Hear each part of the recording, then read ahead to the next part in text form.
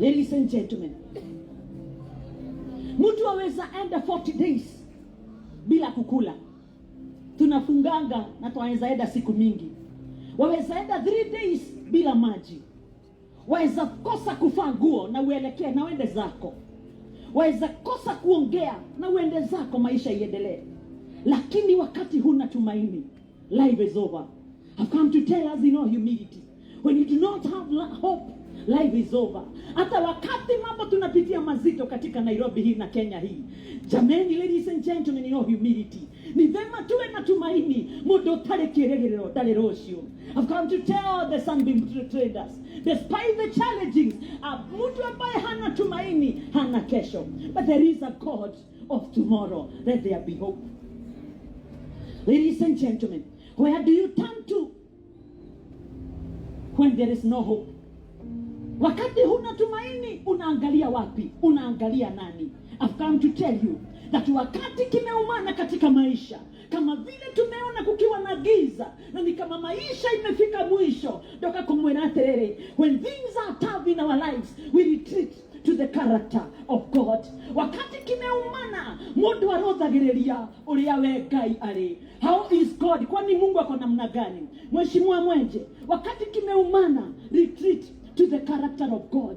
Wakati wana ndiko wakinya mwisho, mundu ageragia kuririkana, kwani how is God? Unakumbuka God is good. Nasema kama wewe Mungu ni mwema, nitakuwa mimi. When things are tough, we retreat to the character of God. Kwani Mungu ako namna gani? God is faithful. And God, the greatest power of God, ladies and gentlemen, is love. Hinyone munene muno Ngai akoragwo naguo ni wendo. Na Mungu anakupenda na anatujali. Wakati kinaumana, retreat to his character. Bible inasema, nikienda kumalizia, Romans 15 and verse 13. Warumi 15 mstari wa 13. Hebu sikiza, wengine kanisa waendangi, wengine walikama kaago jiri, lakini tuko sawa todo tuwe haha. Warumi 15 mstari wa 13. Mungu wa tumaini awajaze nyinyi furaha na amani katika kumwamini. Gayuri ohena gathayo.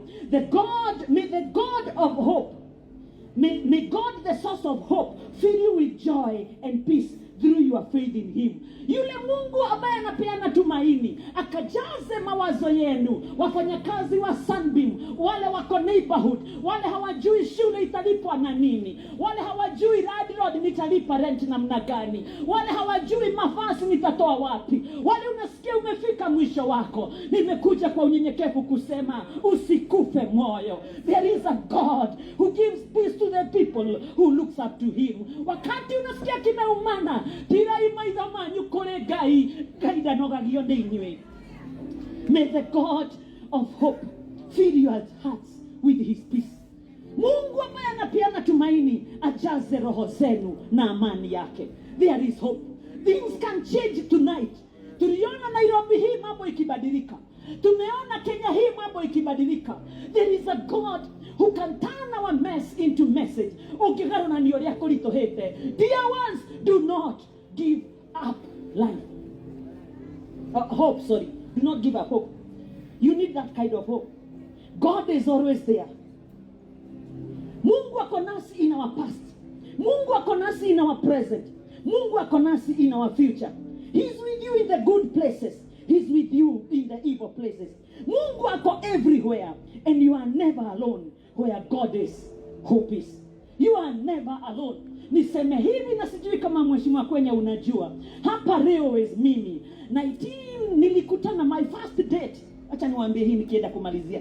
Date yangu na mume wangu, acha niseme hiyo kwa sababu ni mlinipatia microphone na karagodo akigue muno.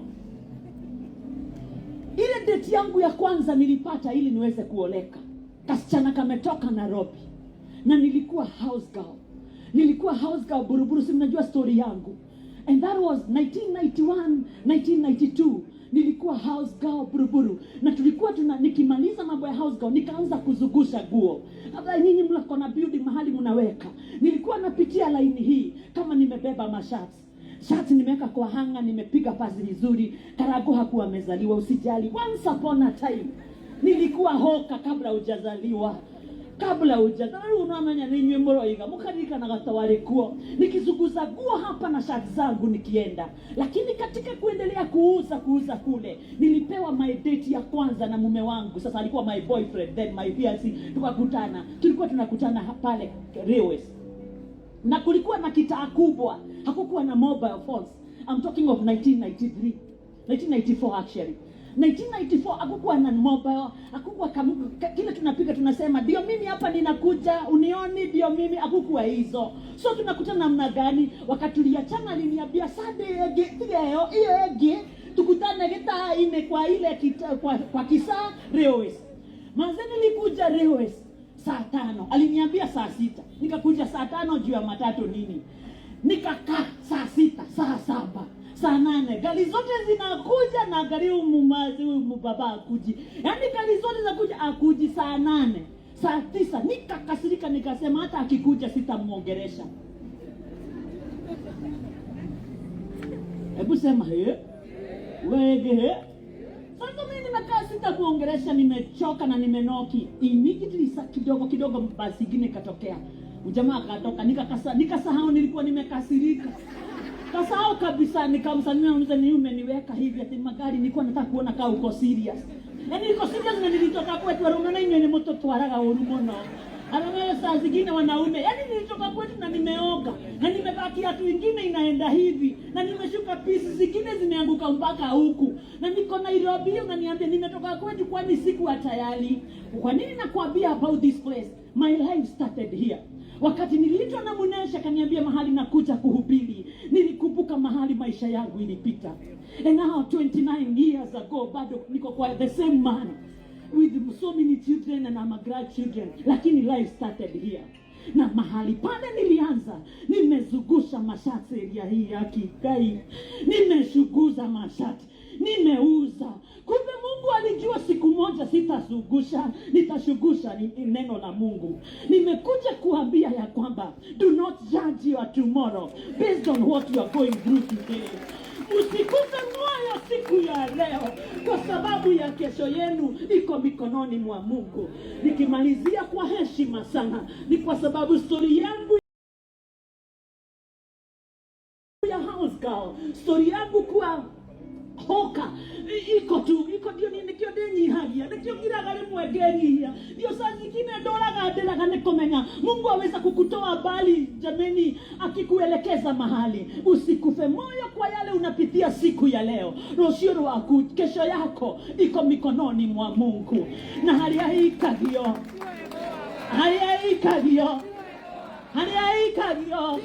mahali inarushwa sio mahali inaanguka. Where it is thrown, it is not where it falls. Mtu mmoja akafika mwisho wake, kama vile our brothers, our sisters, our parents, watoto wetu walifika mwisho. Hearing the story inafanya tusikie machozi. Mtu mmoja akafika mwisho kama vile hawa watu wetu wamefika mwisho.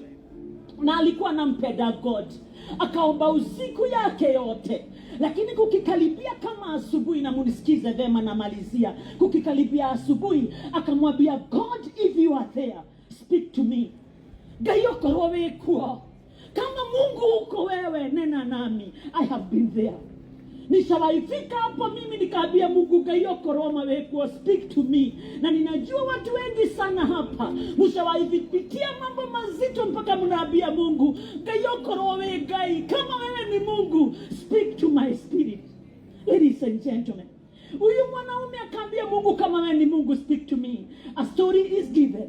Na nitapeana vile tu ile story iliandikwa ya kwamba yule mwanaume alisikia voice. Wagojini, how true are you? Nidioe orejoe ni aterere. It is very inspirational. It could be true, it could be a story, lakini roho wa Mungu anaongea. Mwanaume amefika mwisho wake, anaangalia jamii yake, amefika mwisho, anaangalia biashara, amefika mwisho, anaangalia nyuma, amefika mwisho, anaangalia mbele, amefika mwisho. Akamwambia Mungu, kama Mungu wewe ni Mungu ishivyo milele, nena nami.